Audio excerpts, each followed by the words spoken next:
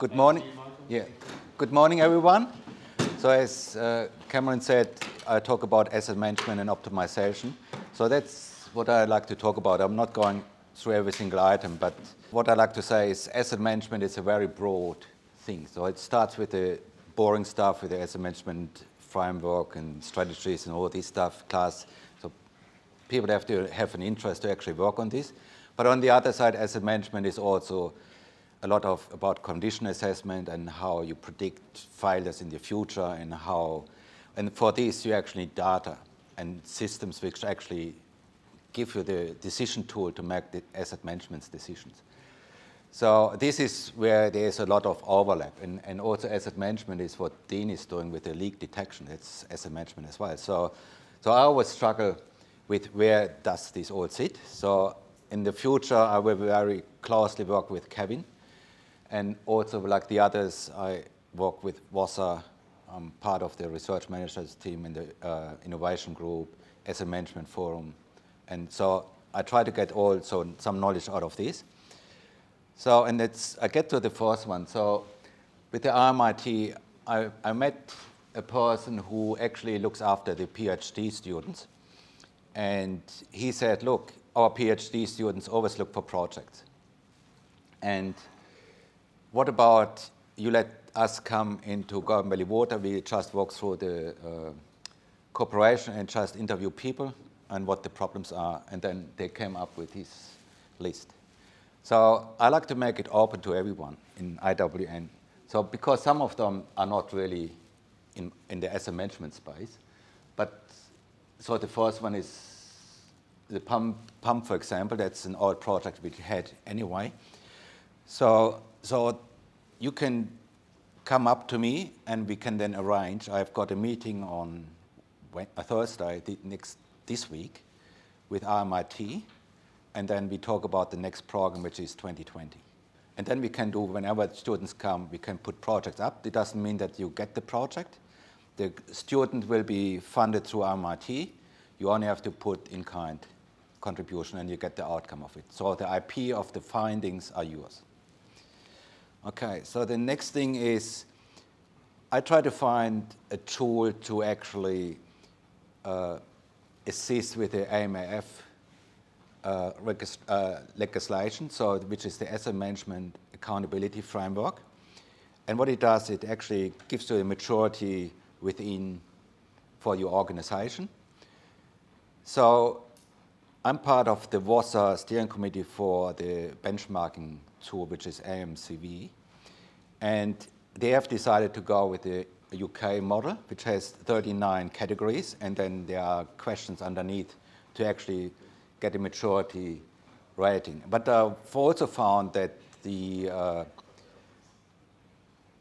Department of Transport has developed their own tool because it's government, and it's actually aligned with AMAF exactly, so one-to-one match. So it would be, and that's my next thing I will do, I will try to get to the department and try to get if we can use it, and then introduce it to the water industry. And WASA also makes sure that then the outcome out of this can feed into your benchmarking. So you do it once, and the data will be extracted out of this DOT software into the WASA. So whoever does the benchmarking exercise in the water industry, they can actually use the other software. So this is the WASA model. They have in total 674 questions, which is less than what they used to have, but it's still a lot. So potentially, if you are a highly mature organization, you will have 600 questions. If you are only going up to level 3, where you only have 300 questions. So if you say no at level 3, you don't get all the other questions. So there is a benefit in this, but yeah. So the other thing is Samar is in the working group with Kevin. He's also on the New South Wales Smart Sensing Network. And this program works together with WASA on the relining project. And that's I think some $20 million on dollars for research. And they look at different options of relining our sewer assets and water assets. So, but through the NSSN, they also look at sensors which you actually can embed in the liner. So you get pressure sensors, and also nowadays you can put those sensors like a sticky type onto the pipe, and then you get all sorts of information from there. Or in what you show on here, you actually see the thickness of the liner they put on, because if you just spray line at the top, it's less than at the bottom, because it just slumps to the bottom. But there's another technology where they 3D scan it in the first place. They line it and then they run it again, but then they need the sensor to actually calibrate it, because the tractor going through is not always exactly. So if you put sensors in, you actually can then mark it, and then when you go the second time through, you actually calibrate the 3D model. So the SEAMS trial is a trial which came out of the first, what under Kevin's group was. So this is a software which predicts future repair and capital works. So this project has been completed. There was a video on this, and there was a conference and workshop about it as well. We will get the report from SEAMS. There's a short version which I've got and a longer version. So I'm not overly happy with the short version, because it's almost like a brochure. So I have to look at the bigger report. And I also like to see what the experience was from the water authorities which actually now work with the software. So I have some feedback back from City West Water, and some others, they have not looked at the data themselves and what they do with it. And what the idea is to actually compare the data with the previous data, so how it matches and where it differs, and then you can see if this predicts what you thought it should predict. So the next thing, and this has been approved just lately, it is a software, and I was here before, which puts a facility into a block diagram. And then you actually analyze every single block and look at the maintenance requirements for this. So you put the failure modes against it, what the input and output is, and you then can put against each of those blocks a maintenance regime or maintenance tactics. You can also analyze where failures are, and you can then, so if you have a failure here, you can say, if I have a sensor here and here, I actually can detect this.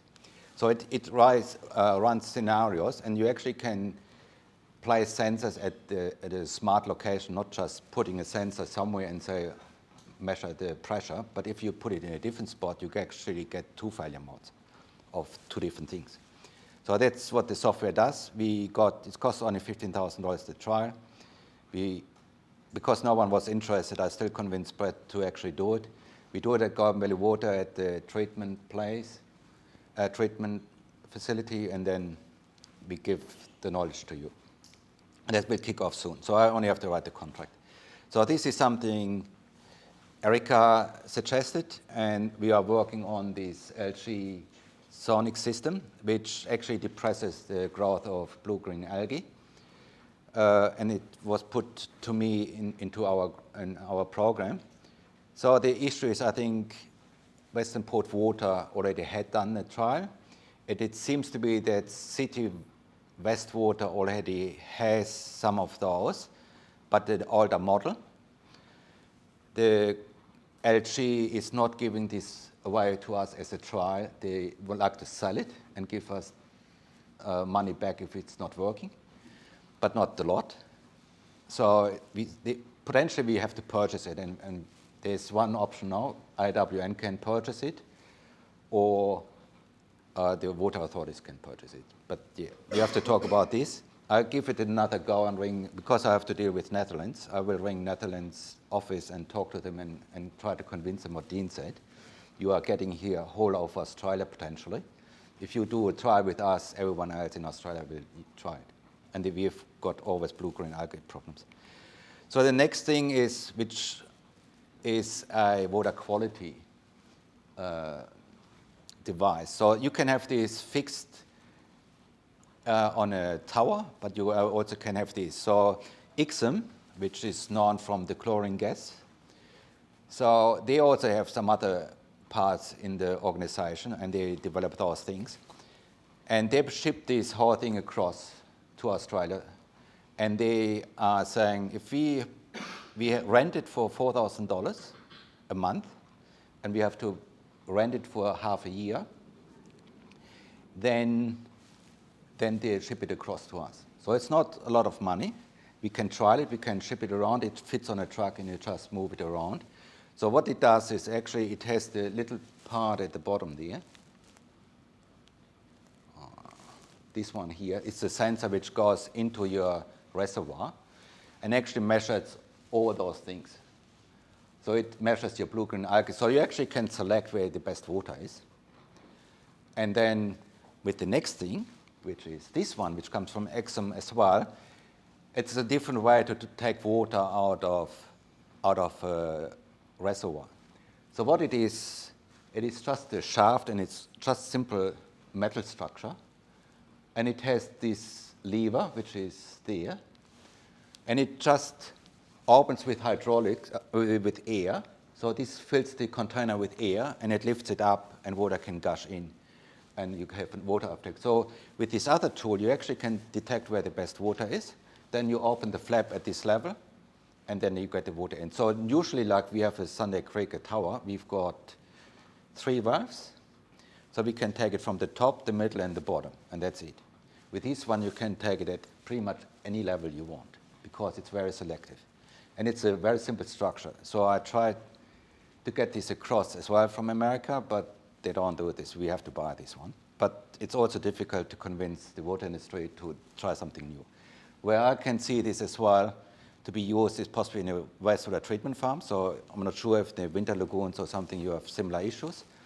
So we can try something like this, where we put it on a pipe and we've got like 3 outlets. And that's something, if you have someone in water quality and you would like to have a trial, come back to me and we try it together with the boy or whatever you call it.